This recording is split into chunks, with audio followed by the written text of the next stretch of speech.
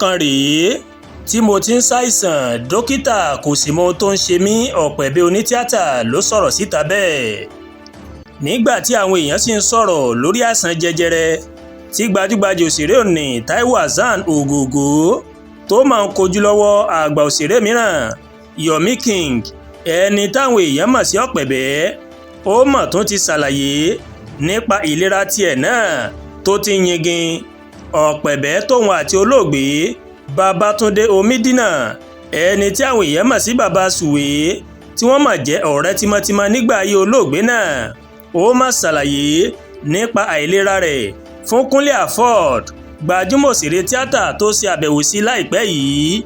Ọjọ́ Ìṣẹ́gun Tuesday ọ̀sẹ̀ yìí, òun ni Kúnlé Afod ó mọ̀ ló mọ̀ gbé fọ́nrán ìfọ̀rọ̀wánilẹ́nuwò tó mọ̀ ṣe pẹ̀lú Ọ̀pẹ̀bẹ̀ sójú òpó YouTube rẹ̀ tó sì ń ṣe àwọn èèyàn ní kàyéfì.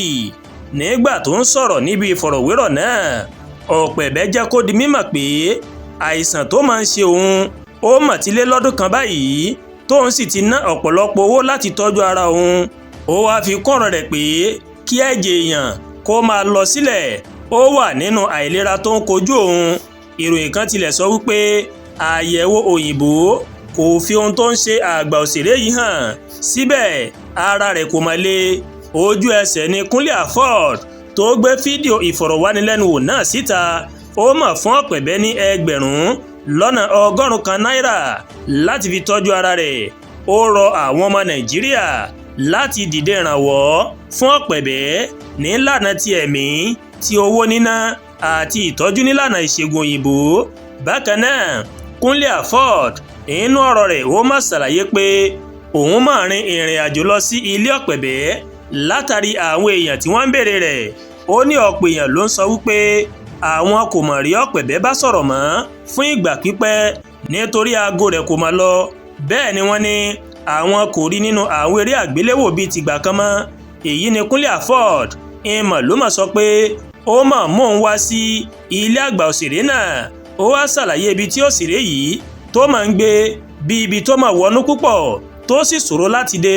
Afod wá sọ wípé akọ iṣẹ́ mọ̀ ni láti rí Yomi King pẹ̀lú ibi tó ń gbé náà, àmọ́ ju gbogbo rẹ̀ lọ, bí àwọn ẹlẹ́yinjú àánú ọmọ Nàìjíríà yóò ṣe ṣàánú fún Ọ̀pẹ̀bẹ̀, ó ní gbogbo ìyànjú yìí ó mọ̀ ló mọ̀ dálé lórí o. Afod wá rọ àwọn èèyàn láti dìde ìrànwọ́ fún Ọ̀pẹ̀bẹ̀ kó bàa lè ní ìlera pípé padà. Ta ni Yomi King Ọ̀pẹ̀bẹ̀ gan lásìkò tí eré àgbéléwò kò tí ì pọ̀ àti nígbà tí wọ́n ti ń ṣe fíìmù táwọn èèyàn ń gbé inú yàrá wo tẹlifíṣàn wọn? Ó ní Yomi King, ẹni táwọn èèyàn mọ̀ sí Ọ̀pẹ̀bẹ̀, ìlò tí ń ṣeré tíátà Yorùbá, ipa adẹ́rìn-pòṣónú ìlò máa ń kó lọ́pọ̀ ìgbà. Ọ̀pọ̀ èèyàn wọ́n mọ̀ fún bó ṣe máa ń ká àwọn ìka ọwọ́ rẹ̀ kù tí yóò sì tún máa tiro bíi pé ẹsẹ̀ ń dùn ún. Lásìkò náà, òun àti olóògbé Babátúndé Omídínà Baba Sùwé ó ní wọ́n jọ wà eré àwàdà tí wọ́n sì máa ń ṣe lórí amóhùnmáwòrán nígbà náà. Ó ní wọ́n pè ní Ẹ̀rín Kẹ̀kẹ́. Ọdún 1987 ó ní nígbà náà. Ìlú Abẹ́òkúta ní ìpínlẹ̀ Ògùn ó ní wọ́n ti bí Yomi King, àmọ́ ìpínlẹ̀ ti Èkó tó mọ̀ gbé jùlọ ìlú sábà máa ń ka ara rẹ̀ mọ́ iṣẹ́ àwọn tó ń tẹ nǹkan sí ara aṣọ, ìwé àti bẹ́ẹ̀ bẹ́ẹ̀ lọ tí a mọ̀ sí printing. Ìmọ̀ ló mọ̀ kọ́ níbẹ̀rẹ̀ ọjọ́ ayé rẹ̀ kó tó yà sínú eré orí ìtàgé. Ọ̀pẹ̀bẹ̀ darapọ̀ mọ́ eré orí ìtàgé gẹ́gẹ́ bí ìfẹ́ tó mọ̀ ní sí iṣẹ́ náà. Ọdún 1979 ń ló bẹ̀rẹ̀ sí ní ṣiṣẹ́ ìtàgé nígbà tó wà lẹ́ni ọdún 18 péré. Àmọ́ eré oníṣe tí a mọ̀ sí Ẹ̀rín Kẹ̀kẹ́ ìmọ̀ ló mọ̀ gbé jáde lọ́dún 1987.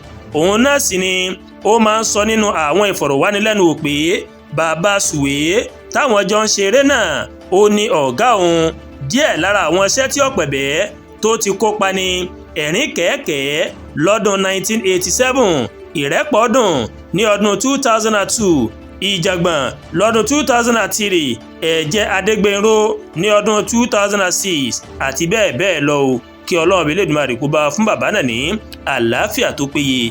Àdúrà gba Olúwatóyìn ló ń kàròyìn sí létí láti kàn ní Ẹ̀yà Yorùbá World TV. Bẹ́ẹ̀ ṣe ń wò wá, ẹ máa bá wa like, ẹ máa share, ẹ máa comment.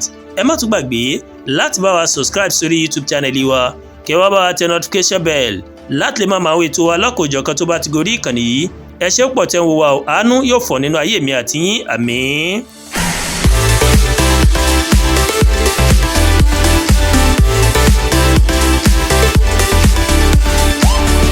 Yorùbá World TV, ìkànnì tó sojú ọmọ kóòtù òjíire.